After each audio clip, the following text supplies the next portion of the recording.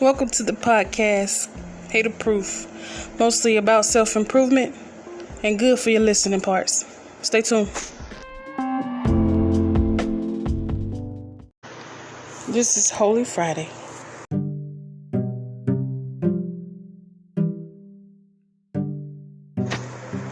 It's Good Friday. So today Christians are to celebrate the slaying of our Lord Jesus Christ. I don't know, it sounds strange and a bit disrespectful to me, but here goes, I'll explain it. It's observed during Holy Week as part of the Paschal Triduum on the Friday preceding Easter Sunday. It may coincide with the Jewish observance of Passover. Good Friday is a day of mourning and quiet prayer for many Christians. The candles are often extinguished and statues, paintings, and crosses may be draped in black, purple, or gray cloth. Some Catholics treat Good Friday as a day of fasting, while others observe a partial fast involving the exclusion of meat.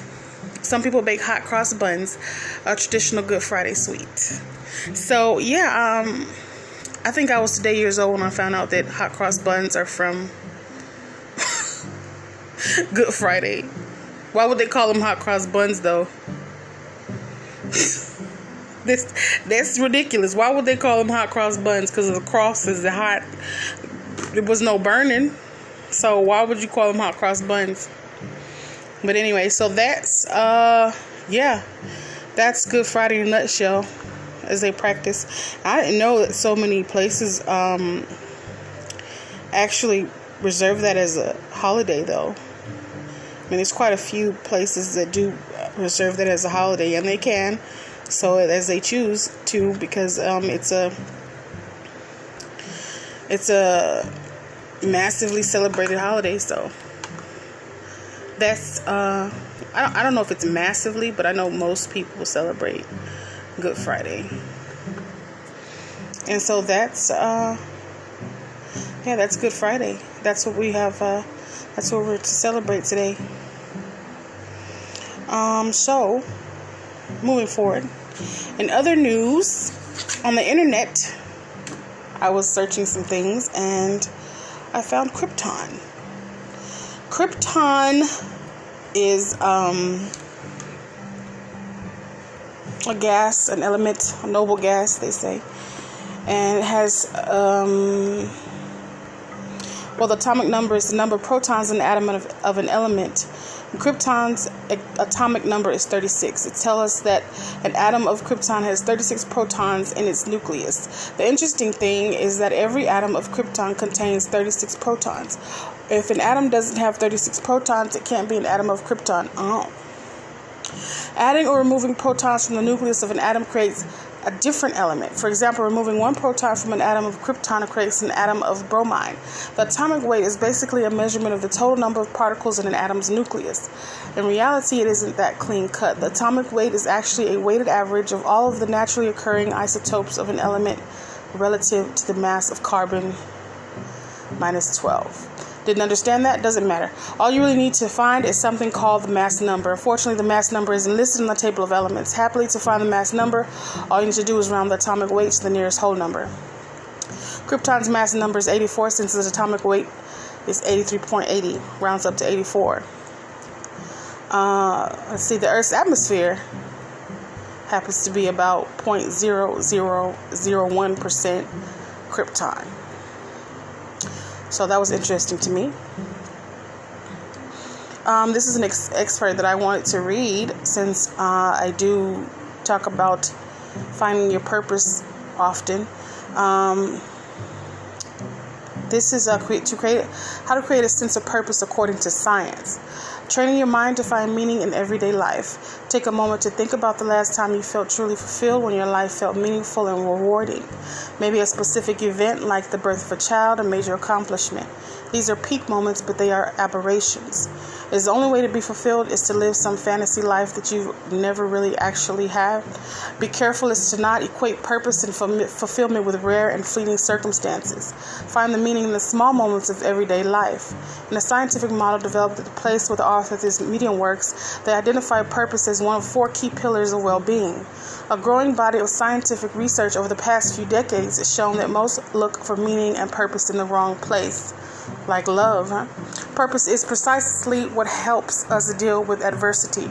It gives us the strength to persevere when we start to lose hope and to find meaning in the seemingly meaningless details of our daily routines. So find your purpose. Handle that. And I'll continue on. Here's another interesting thing I found today. Fair pay on SoundCloud for independent artists. SoundCloud is more than a streaming service. It's an open global community for anyone to upload any sound for immediate discovery. It's free. Listen to the biggest hits and discover what's next in music. Find and connect with your community. Support the artists you love. Fuel the success of emerging and established artists. Every like, play, comment, and repost resonates and establishes a creator's reputation, provides motivation, and amplifies their reach. Every listen and subscription purchased on SoundCloud puts more money in our artists' pockets, empowering and enabling them to continue to create and push music culture forward. So now they're deciding to, I guess they've made it where, independent artists get fair pay. And I mean, it's definitely due because SoundCloud has been around for a while, and there are a lot of artists on there that use that platform to distribute their music and have their music, open to the public to hear and enjoy. So that's a good thing.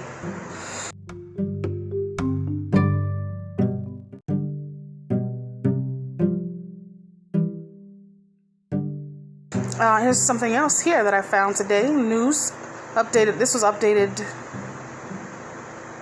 I don't know if this is, I guess this is new news. This is probably older news, but the largest mall owner in the U.S. has been in talks with Amazon.com. The company many retailers denounced as the mall industry's biggest disruptor to take over space left by ailing department stores. Simon Property Group, Inc. has been exploring with Amazon the possibility of turning some of the property owners' anchor department stores into Amazon distribution hubs. According to people familiar with the matter, Amazon typically uses these warehouses to store everything from books and sweaters to kitchenware and electronics until delivery to local customers. The talks are focused on converting stores formerly or currently occupied by JCPenney Company, Inc. and Sears Holdings Corp., these people said. The department store chains have both filed for Chapter 11 bankruptcy protection as part of their plans have been closing dozens of stores across the country. Simon Malls have 63 Penny and 11 Sears stores, according to its most recent public filing in May. So yeah, I found that very interesting as well. I just found that today though. But that could be old. That could be something that's older. But I just found it today. Anywho. I have a bibliography of these items, well, 3 of the items that I read today, and I'll probably be posting this stuff on my WordPress page online, so that way the bibliography will be cited. So that's basically what I have found today and what I wanted to share with you. Some interesting things, I think. Especially that, that they're taking over the malls, because I was wondering how they were going to do that. I mean, the malls are so deserted and they're just not as useful anymore. So, I mean, pertaining to this COVID thing, I like it. I like it that we're social distancing, and I think that they should do that. And I think that should continue. I don't think that even though there's vaccines, the vaccines were developed so quickly that it's not really, I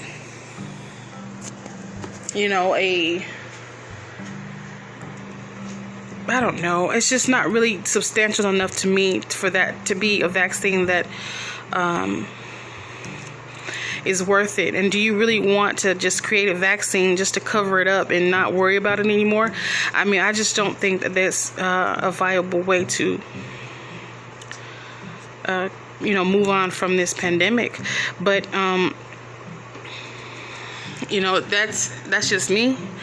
That's my opinion, I guess. If I can make it fact, I will. And it's like, I think the social distancing is a good thing. I think it's fine because you shouldn't be in anyone's personal space like that. If you have a problem with social distancing with strangers, that people that you don't know and they don't know you, then you have a problem. That's a personal problem. You have a problem yourself, because there's no way that you should want to stand in a grocery line that close to someone. You shouldn't want to stand close to anyone that you don't really know that well at all anyway. So I don't see what the problem is. But some people are just weird like that, where they just want to be close to people. Would you want to smell all on people? You want to look all on what they have, and you want to be all in their personal space and their personal atmosphere. Why would you want to do that? I think social distancing is great. I think that's about the best thing that this generation has came up with. Like, seriously. It's very good. But anyway, so today is Good Friday. We have about, I guess you would say, if at midnight would be the end of the day, then you would say it's close to an end. But I hope if you celebrated that, you celebrated correctly, because Easter is Sunday. So, too bad everybody can't show off their Easter Sunday outfits for church, right? Because now what you gonna do? People are going to church like that, so everybody, you're not gonna see all those Easter outfits. That's interesting, but it shouldn't stop you from celebrating it, though. It's a celebratory thing, meaning that you should recognize it for what it is and choose your time to reflect on it. That's what a holiday is. If you choose to celebrate that with those you love, then that's what you choose to do. But, the reason why they're made holidays is because it's a serious thing, just as Good Friday is, or Holy Friday. So, that's today. And, I hope you have a good one. Until the next one, bye-bye.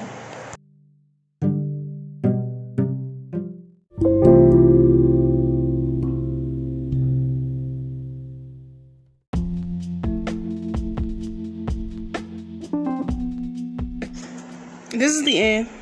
Glad you came. Enjoy your next 24 hours. Stay hater proof.